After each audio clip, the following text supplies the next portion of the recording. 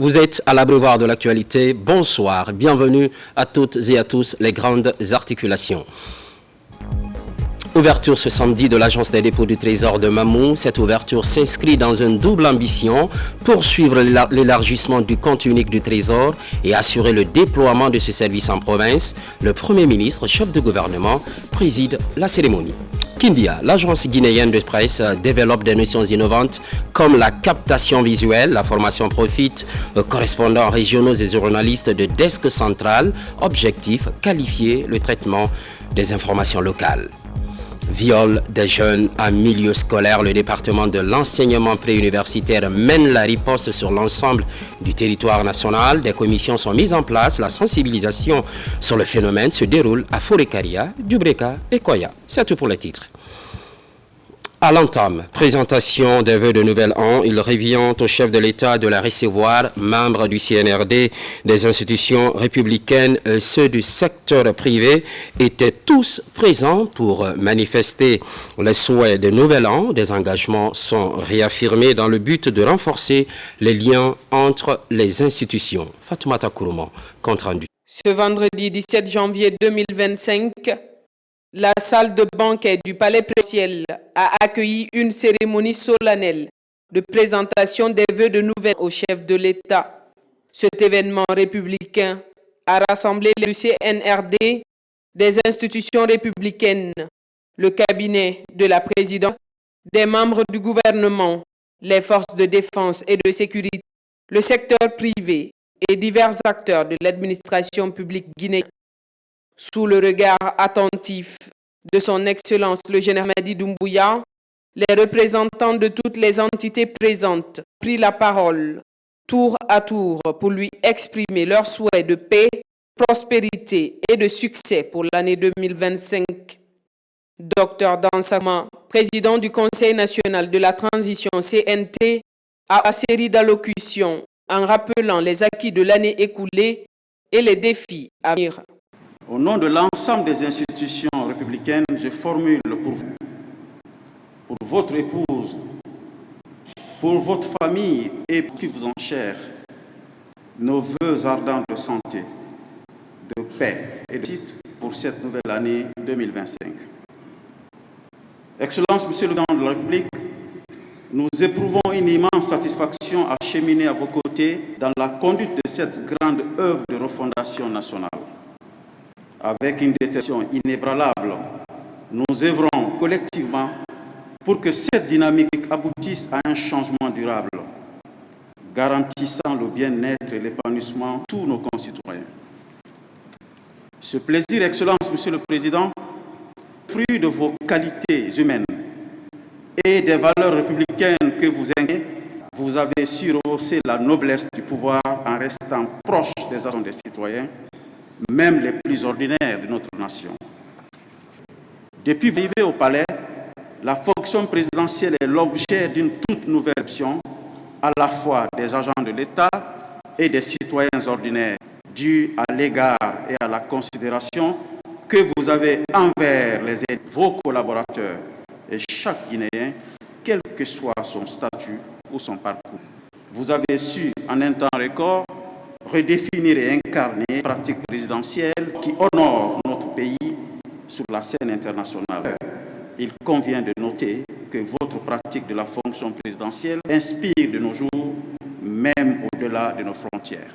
Le général Ibrahima Sori Bangoura, chef d'état-major général des armées, a réaffirmé l'engagement indéfectible des forces de défense et de sécurité à protéger la souveraineté et l'intégrité territoriale du pays. Il a également souligné les réformes structurelles entreprises sous le leadership du général Mamadi Doumbouya pour améliorer les infrastructures socio-économiques de base des forces armées. C'est au nom de l'ensemble des forces et de sécurité que je prends la parole en vue de la nouvelle année 2025 pour faire nos souhaits de santé, de prospérité et honneur à vous, Excellence, Monsieur le Président de la République, votre famille, ainsi qu'à toutes les personnes qui vous sont chères. Également, vous adresser nos vœux de protection et de réussite dans l'accomplissement de la noble mission qui vous incombe, celle de mener, chère nation, la Guinée, sur le chemin du progrès, de la paix et de la stabilité.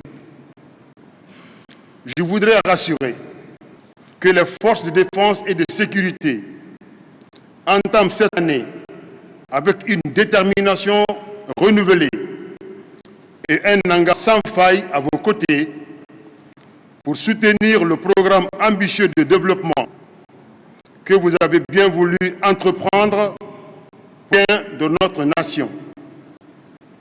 Votre leadership éclairé continue de renforcer la loyauté, la discipline et le devoir de vos frères d'armes. Convaincu que la paix et la stabilité constituent le fondement indispensable de tout progrès durable, les forces de défense et de sécurité restent engagées à maintenir l'environnement sûr et peuple sur l'ensemble du territoire. Monsieur le Président de la République, l'année écoulée a été marquée par des transformations remarquables au sein de la défense et de sécurité. À titre illustratif, nous citons entre autres la profonde restructuration institutionnelle des entités militaires et paramilitaires, le renforcement de nos effectifs, la mise en œuvre de formations spécialisées, la construction d'infrastructures adaptées, l'acquisition d'équipements modernes, la reconnaissance et la valorisation des anciens combattants, la décoration de nombreux militaires en reconnaissance de leur engagement et du travail accompli, la création de bataillons opérationnels régionaux, d'unités d'intervention de police et de gendarmerie pour le renforcement de la libre circulation des populations et de leurs biens, de la sauvegarde des zones d'intérêt et de la sécurité de nos frontières. Forte de ces acquis, nous voulons affirmer sans ambiguïté que ces réalisations constituent une avancée majeure dans la continuité de la défense du territoire national des aides extérieures, mais également dans l'assistance en cas de sollicitude des pays amis. Les forces de défense et de sécurité, par ma voix, vous réaffirment un engagement indéfectible à poursuivre cette dynamique de transformation positive à travers le renforcement de ses capacités opérationnelles pour une meilleure adaptation aux nouveaux défis sécuritaires, tout en étant attaché aux valeurs républicaines, à l'état de droit et au service exclusif de notre chère nation. Les représentants du secteur privé, comme entrepreneurs et de chefs d'entreprise, ont aussi salué les efforts du gouvernement sous la direction du général Mamadi Doumbouya pour créer un environnement propice aux affaires et encourager les investissements. Ils ont exprimé leur optimisme quant aux perspectives économiques du pays et leur volonté de participer activement à son développement. Excellence, Monsieur le Président de la République, à l'occasion de cet événement de présentation des vœux de l'année 2025, permettez-moi de vous dire, sans me tromper, l'ensemble de tout le secteur privé, à travers la Chambre d'industrie et d'artisans de Guinée.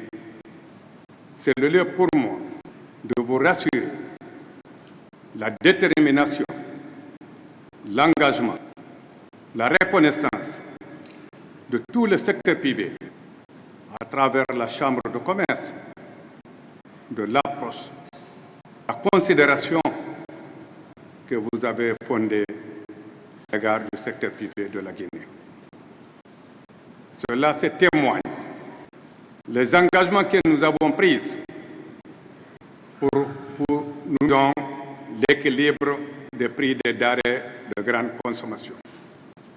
Je peux vous rassurer sans me tromper que depuis que le CNRD est à la destinée de la gouvernance de notre pays, l'engagement du secteur n'a jamais fait défaut, surtout l'approvisionnement des denrées de grande consommation et la avec l'ensemble de tous les acteurs économiques.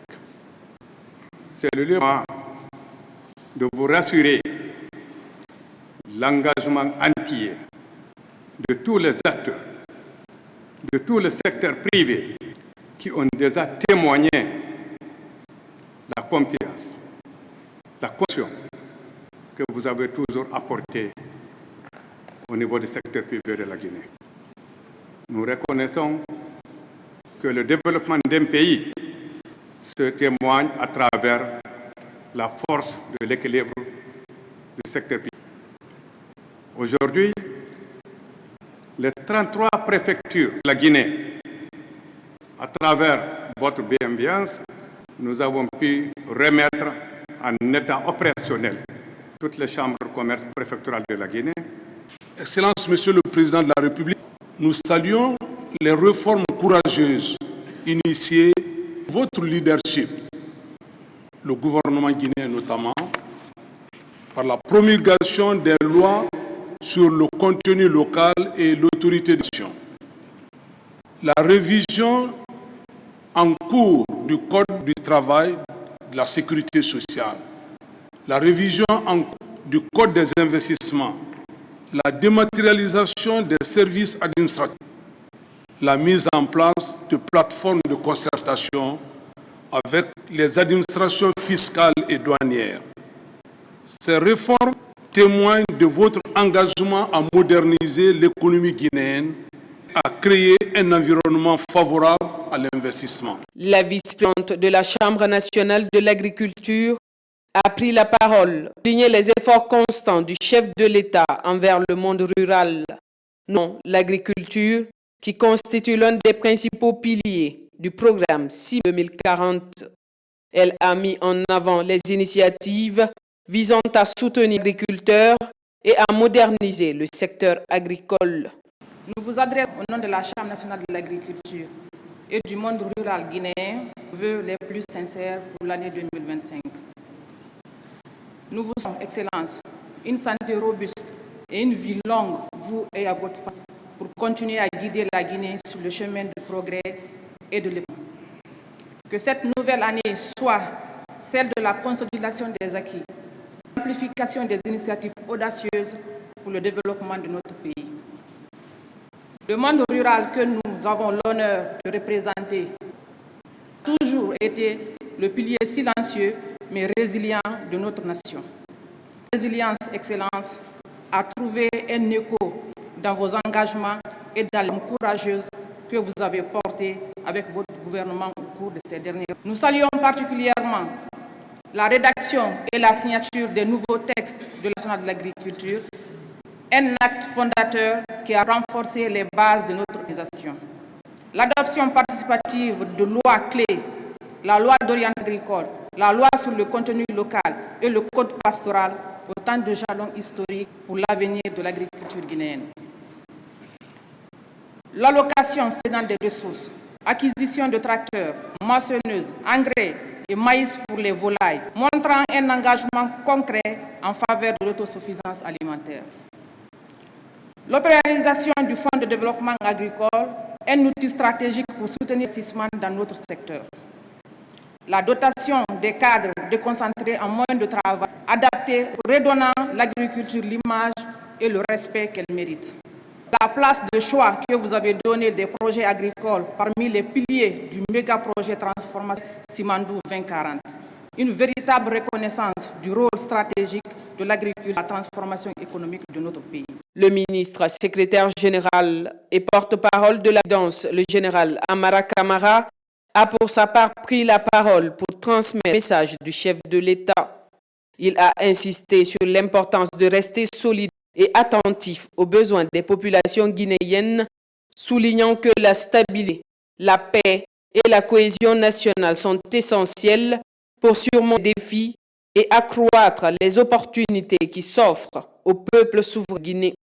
Je voudrais, au nom de tout le personnel de la présidence, vous présenter également tous nos vœux de succès, de santé, de prospérité à l'occasion de l'année 2025.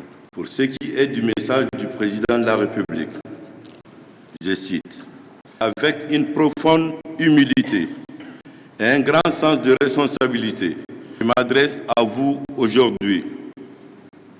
Nous sommes réunis ici, pas que pour la présentation des vœux, mais aussi pour discuter des enjeux qui touchent le pays. Et il est essentiel de rappeler dans ce sens que la paix et la sécurité sont les fondements de notre nation. Dans un monde en constante évolution, il est de notre devoir de préserver l'harmonie et la stabilité au sein de notre société. La paix n'est pas simplement l'absence de conflit, mais un état d'esprit, une volonté collective d'avancer ensemble. Cela nécessite un dialogue ouvert et fraternel. Chaque voix peut être entendue et respectée. Je vous invite tous à continuer d'œuvrer dans cet esprit de coopération et de concorde. Je tiens également à saluer le dévouement, le courage, la bravoure exceptionnelle de nos forces de défense et de sécurité. Grâce à l'engagement, nous pouvons nous sentir en sécurité dans nos foyers et cela est inestimable. Vous êtes les gardiens de notre paix et votre rôle est crucial dans la construction d'une nation unie. L'un des projets les plus ambitieux que nous avons devant nous est le méga-projet Simandou. Ce projet n'est pas qu'une simple initiative économique. C'est une véritable opportunité de transformation pour notre pays. Les bénéfices qui en découleront ne se limiteront pas à la seule création d'emplois ou à l'augmentation des recettes.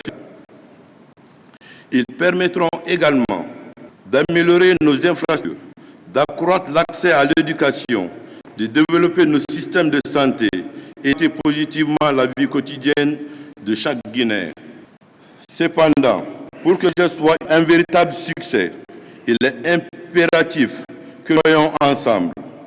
La transparence, la responsabilité et l'exclusivité doivent être le cœur de chaque étape de ce projet. Nous devons nous assurer que les fruits de Simandou profitent à tous, en particulier aux communautés locales qui seront invitées. Cette rencontre solennelle a marqué le début d'une nouvelle et pleine de promesses, créant une atmosphère de confiance et de collaboration. Cet événement symbolise également l'engagement collectif des participants à travailler ensemble pour un avenir meilleur pour la Guinée.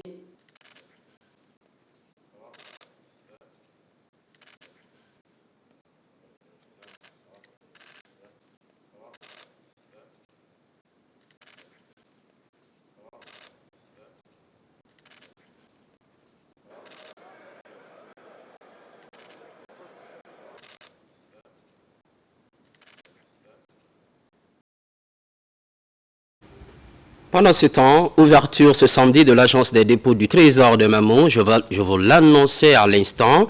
Cette ouverture s'inscrit dans une double ambition, poursuivre l'élargissement du périmètre du compte unique du Trésor et assurer le déploiement de ce service en province. Le Premier ministre, chef de gouvernement, préside la cérémonie. Ousmane Bangoura. L'élargissement du périmètre du compte unique du Trésor afin de le déploiement des activités de l'Agence des dépôts du Trésor en province, priorité du gouvernement pour rapprocher les usagers des services publics. Mamou Carrefour ouvre officiellement les portes de son agence après Bokindia, ici dans les locaux du bloc administratif de la région. Cette structure va participer à centraliser les dépôts publics, améliorer la financière et renforcer la traçabilité des fonds publics. Il convient que la réforme du compte unique du Trésor en République de Guinée ses origines à partir des dispositions organiques relatives aux lois de finances, élément général sur la gestion budgétaire et de la comptabilité publique, GBCP. À titre d'exemple, l'article 71 de la LOLF dispose les ressources publiques sont toutes, quelle que soit la nature et l'attributeur, encaissées et gérées les comptables publics nommés par le ministre chargé des Finances et placés sous son autorité. Elles sont veillées et conservées dans le compte unique du Trésor ouvert au nom de l'État à la Banque centrale de Guinée, auquel ne peut être ouvert ni par l'État ni un organisme public dans une banque commerciale, c'est le cas et sous les conditions déterminées en loi. Pour une gestion rigoureuse et transparente des ressources publiques, cette initiative s'intègre également dans le programme Simandou 2040, qui vise les bases d'une gestion efficace des revenus issus des projets miniers en consolidant le système financier national. L'ouverture de l'agence de dépôt à Mamou est une grande innovation. Vous savez, la faiblesse de l'économie guinéenne, c'est la faiblesse que nous avons constatée en ce qui concerne la collecte des ressources publiques. Les ressources publiques ne peuvent être efficacement collectées que s'il y a des structures pour accueillir les dépôts qui viennent dans le cadre des pénalités, des impôts, de toutes qui doivent être versés dans le compte du Trésor. Mais si le Trésor, par exemple, je sors, j'ai une contrabande, on me dit de payer 100 000. Mais où est-ce que je pourrais payer les 100 000 si je suis dans un petit coin de Poredaka? Est-ce qu'il faut aller jusqu'à Conakry pour payer cette pénalité?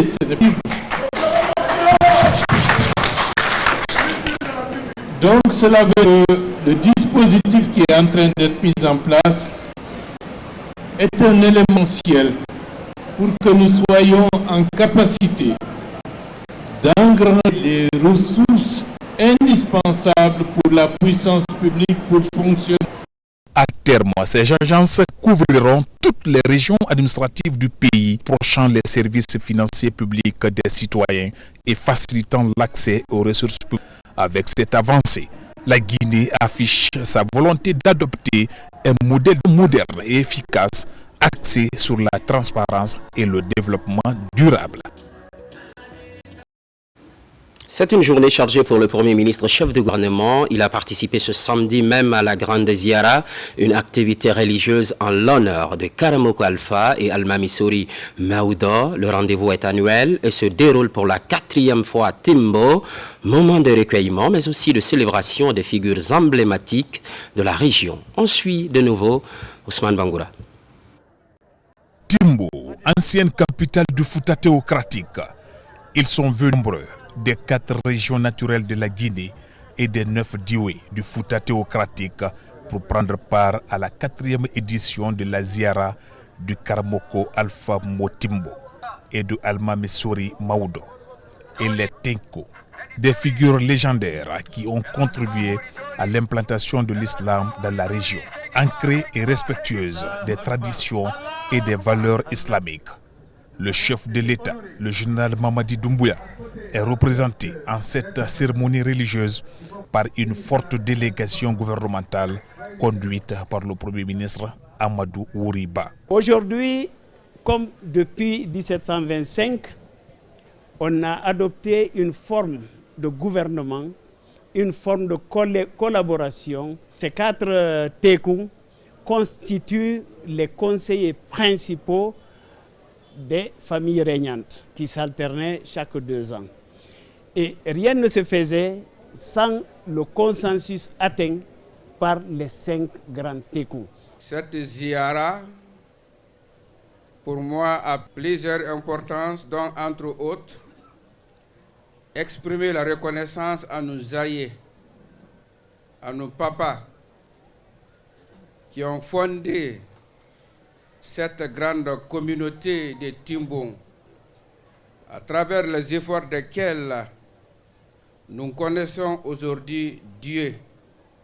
Nous adorons Dieu et nous connaissons nos mamans, nos frères et l'importance de la paix, la cohésion sociale, la cohabitation pacifique et l'acceptation de l'autre dans la différence. Réunis dans cette mosquée fondée en 1925 après la bataille de Talansan, les fidèles musulmans de Timbo, entourés des représentants des 9 dioués du Fouta théocratique, ont lu le Coran en entier et la sourate Yassine. Le Premier ministre, chef du gouvernement, a, au nom du chef de l'État, félicité les fidèles musulmans de Timbo pour leur attachement au respect des valeurs traditionnelles ancestrales. Les populations veulent se retrouver, veulent retrouver leurs sources. Et je pense que c'est une dynamique fondamentale d'appropriation de son propre histoire, de son identité, qui n'est pas une recherche exclusive, mais une recherche qui permette, dans le tout, d'avoir sa spécificité, et c'est quelque chose de très important. Le vivre ensemble, la cohésion, c'est la volonté de lier le passé au présent et se projeter vers le futur. Bon, particulièrement à Timbo, c'est la centralité de l'histoire du Fouta Djallon. Donc c'est tout à fait quelque chose qu'il faut saluer, qu'il faut encourager, qu'il faut pérenniser et qu'il faut moderniser également. Tout à l'heure, je disais, mais il serait bien qu'il y ait un musée qui retrace les histoires, que les écrits anciens qui pullulent, qui existent et qui sont en train de se perdre, qu'on puisse les recueillir pour les conserver, pour que ça serve pour les générations futures. Après la grande prière, l'honneur est revenu au chef religieux de la localité de procéder à la lecture de Katub Quran. Les bénédictions ont été formulées par les représentants des 9 dioués du Fouta théocratique. De Mamou, on prend la direction de la baie, région voisine, pour découvrir ensemble la centrale d'oxygène médical. Ce nouveau dispositif va sans doute combler un vide dans la disponibilité de l'oxygène dans cette partie du pays. L'inauguration est assurée par le ministre de la Santé, accompagné d'une forte délégation. Kerno Maroufba est sur place. À l'hôpital régional de la baie, une centrale à oxygène médical est désormais opérationnelle. Cette centrale est capable de produire 72 mm3 par heure d'oxygène et 57 mm3 par heure en réseau de distribution pour soutenir l'hôpital et ses lits.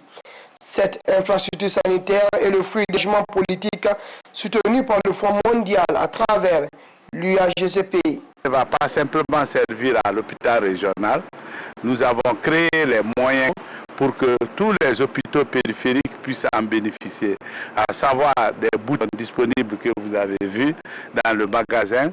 Donc ces bouteilles vont être remplies d'oxygène et nous avons également acheté un véhicule, pas n'importe quelle fourgonnette, mais un véhicule adapté au transport. Cette centrale à oxygène vient apporter une amélioration des soins dans les services comme les blocs opératoires, la maternité, la réanimation et l'hospitalisation. Elle va contribuer à diminuer les évacuations vers Conakry en gardant un accès local et abordable à cet élément indispensable pour les soins. La pandémie mondiale nous a rappelé l'importance de disposer des ressources médicales adéquates pour répondre aux besoins urgents de nos citoyens. Cette centrale d'oxygène est une réponse directe à ces défis. Il est témoin de notre détermination à renforcer notre système de santé. L'inauguration de cette centrale n'est qu'un élément, tant d'éléments.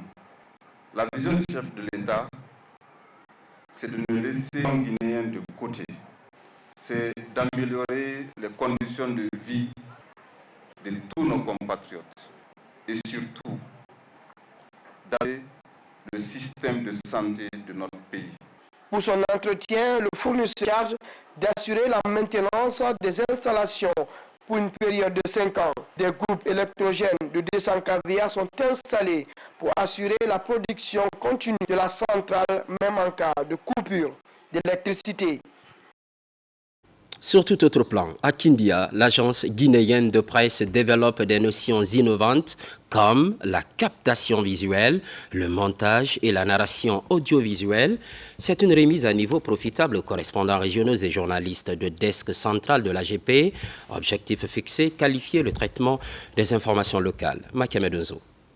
C'est une nécessité pour la direction générale de l'agence guinéenne de presse, de correspondants régionaux et journalistes de DEC central sur les outils numériques de collecte, de traitement et de diffusion de l'information. L'AGP, d'ambition de rester compétitive, ambitionne de proposer des contenus plus pertinents avec une meilleure qualité d'image et de son. Avec cette formation, les corps régionaux et préfectoraux de l'AGP vont ainsi devenir plus actifs, participer efficacement à la mutation technologique en cours à l'AGP de travail. Les correspondants de l'AGP, ils sont plus sur toute l'étendue du territoire. Normalement, ce qu'ils doivent faire doit être net et précis. C'est pourquoi on doit les former aux nouvelles techniques de prise de vue, au montage et l'envoi rapide des images. Cette formation durera 4 jours durant dans la ville des Agrumes. Le but de l'AGP est de faire ses productions audiovisuelles. Aujourd'hui, nous vivons une époque où l'on voyage plus rapidement, où la concurrence est plus rude et où les attentes sont plus élevés.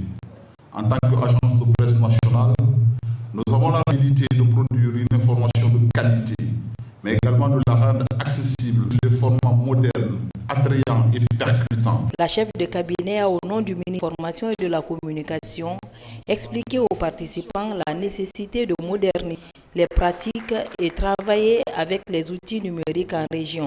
Le numérique impacte fortement le processus de collecte, de traitement et de diffusion des informations. Il impose aux journalistes une meilleure maîtrise de l'outil informatique, la rigueur et l'éthique dans l'exercice de la profession. Ce qui leur permettra avec efficacité la lourde responsabilité de combattre la désinformation ou voir une information véridique et constructive. À cet effet, elle assure l'interface dans la transmission professionnelle des informations, veille à l'action de la paix et de l'image du pays en luttant contre la désinformation. Elle accède dans la dynamique de refondation prônée par son Excellence le général d'armée Mamadi. L'agence guinéenne de presse est l'organe central chargé de la collecte d'informations à l'intention des médias, des institutions nationales et des structures étrangères. Aujourd'hui, elle opère une profonde mutation pour demeurer proche des populations et livrer des informations diversifiées et crédibles. Et puis, l'Institut national de l'audiovisuel a tenu sa première session du conseil d'administration sous la présidence de Moussa Condé. Il a insisté sur l'importance de la gestion des archives audiovisuelles, faisant de l'INA un service stratégique. De nombreux défis restent à relever. Bakary Bamba Condé. La première assemblée du conseil d'administration de l'Institut national de l'audiovisuel INA s'est tenue ce vendredi 17 février 2025 sous danse de Moussa Condé. Le président du conseil d'administration, Moussa Condé, débutait la séance en mettant en relief les avancées significatives de l'INA au cours de l'année écoulée et les perspectives pour l'année 2025. Il a aussi la confiance placée par le chef de l'État en l'INA et a appelé à l'assèchement rigoureux des différentes missions assignées. Moussa Condé a également insisté sur l'importance cruciale que révèle la gestion des archives audiovisuelles guinéennes, présentant de ce fait l'INA comme un service sensible et stratégique. Plaider en faveur d'une modernisation organisationnelle, technologique et émotionnelle pour répondre aux défis du monde contemporain. Nous sommes parvenus avec les conseillers qui sont à mes côtés à évaluer les activités au courant de l'année 2024 et ensuite parler des perspectives pour l'année 2025. De façon globale, regarder tout ce qui a été fait par la direction et qu'il faut d'ailleurs féliciter pour les efforts qu'ils sont en train de conduire aujourd'hui pour faire revivre notre archive et au niveau de l'audiovisuel. Seulement à cela, il y a eu des projections sur le budget de 2005 que nous avons regardé tous ensemble et apporté aussi nos propres idées qui vont être consolidées dans un document qui nous sera transmis d'adoption finale afin de permettre à la direction de travailler sur les perspectives. Et c'est impératif aujourd'hui que le gouvernement essaie de regarder aussi au niveau de l'Institut national de l'audiovisuel qui a pour moi des prérogatives assez importantes parce que leur rôle aujourd'hui c'est de sauver la mémoire audiovisuelle du pays. Le directeur général de l'INA, Abdraman Kader Keita, a ensuite exposé les activités de l'année 2024, mettant en avant la création et la restauration des enregistrements ainsi que la sécurisation des gens pour assurer leur préservation à long terme. Aujourd'hui, nous nous retrouvons pour des activités de 2024 et aussi rendre compte de tout ce qu'on a, les difficultés que nous avons rencontrées et aussi surtout comment nous avons un budget qui nous a été mis à disposition. Et je peux vous dire que le Conseil a été très regardant dans le détail pour voir comment nous avons utilisé le franc guinéen prêt. Et je suis plutôt satisfait de quelques recommandations que la direction ne va pas s'attarder à aller en application. Également, nous avons soumis nos projets d'exécution budgétaire et puis le PAO sur le titre 2025. Grâce à l'appui du département et à la vision du chef de l'État et à l'appui de tout le conseil d'administration d'un siège, depuis la création de l'INA en 2019, c'est aujourd'hui que nous avons pu bénéficier. Le ministre nous a beaucoup accompagnés, le conseil d'administration également. Il est question maintenant d'équiper en termes de mobilier et nous avons un accompagnement du département dans ce sens, également un accompagnement de notre conseil d'administration. Nous avons plus d'un minimum de mobilier qui va contribuer à l'amélioration du cadre de travail des employés de l'INA. À l'issue de la session, PCA, accompagné des membres du conseil d'administration, a effectué une visite aux locaux du nouveau bâtiment qui accueille le personnel de l'INA à Koloma. Le président du conseil d'administration, Moussa Kondé, a exprimé sa satisfaction à ce déménagement dans un bâtiment moderne, garantissant ainsi des conditions idéales pour les employés. Cette nouvelle structure d'un bâtiment R+4 se veut un levier essentiel pour propulser les activités de l'Institut national de l'audiovisuel vers de nouveaux sommets, contribuant ainsi à la préservation et à la valorisation du patrimoine audiovisuel guinéen. Par ailleurs, personnalité de l'année 2024, c'est la 8e édition sur initiative du site d'information Guinée News. 9 prix sont décernés, notamment 2 distinctions honorifiques exceptionnelles attribuées au chef de l'État général Mamadi Doumbouya pour les multiples réformes engagées. L'autre distinction est délivrée à Serou Guirassy pour sa performance internationale. Voyons tout cela avec Mikini Moussa Kamara, Abdoulaye Diallo. Lors de la 8e cérémonie de la personnalité de l'année 2024, site d'information Guinée News, 2 grandes figures de notre patrimoine commun sont particulièrement honorées.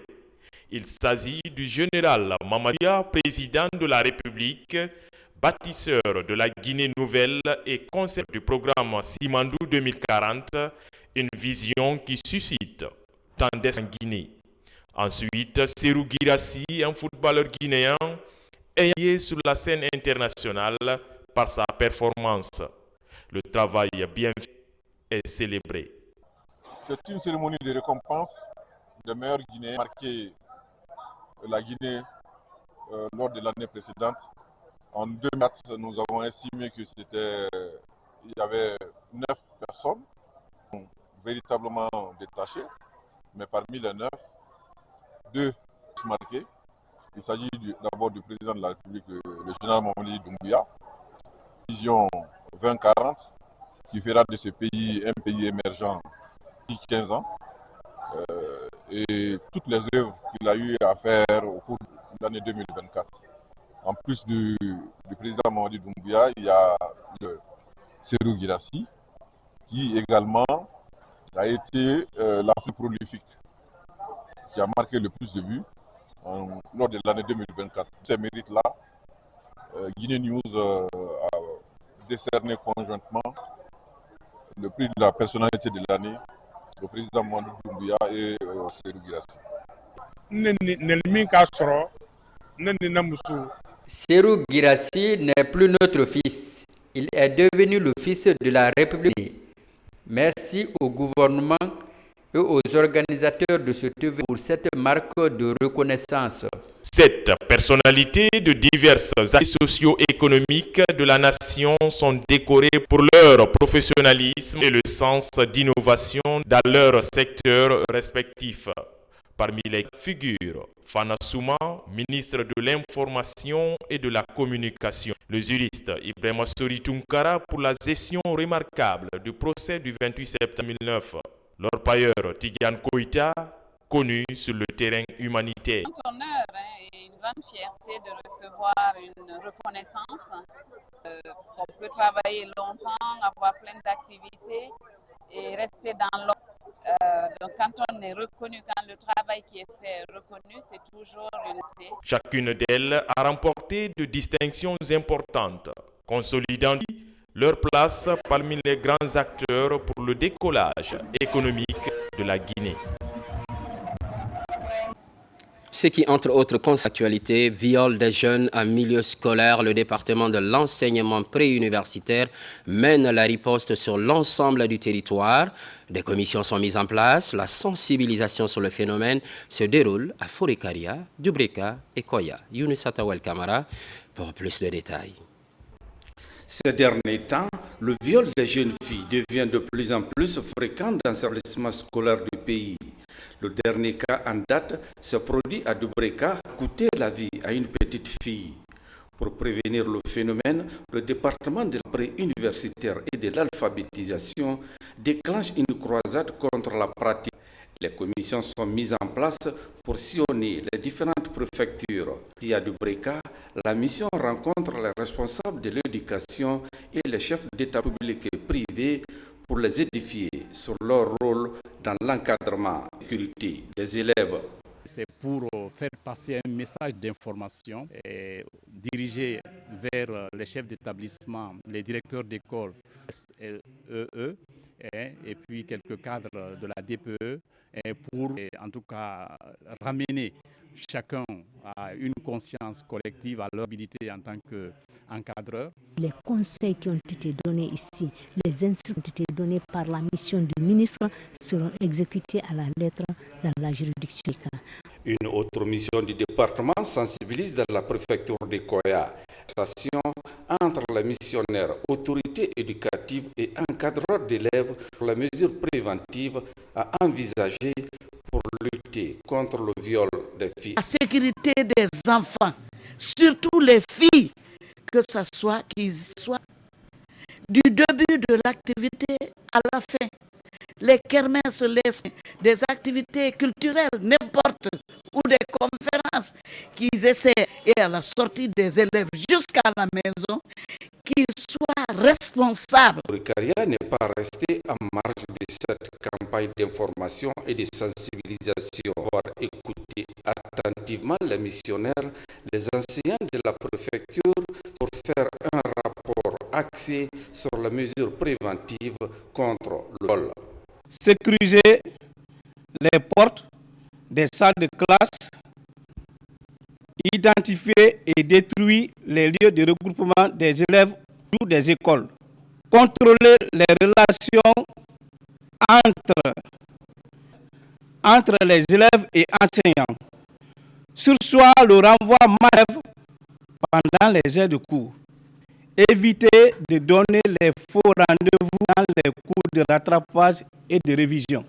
Cette campagne d'information sur le viol des filles va toucher toutes les préfectures du pays en vue de mobiliser autour de cette question pour mieux combattre le phénomène.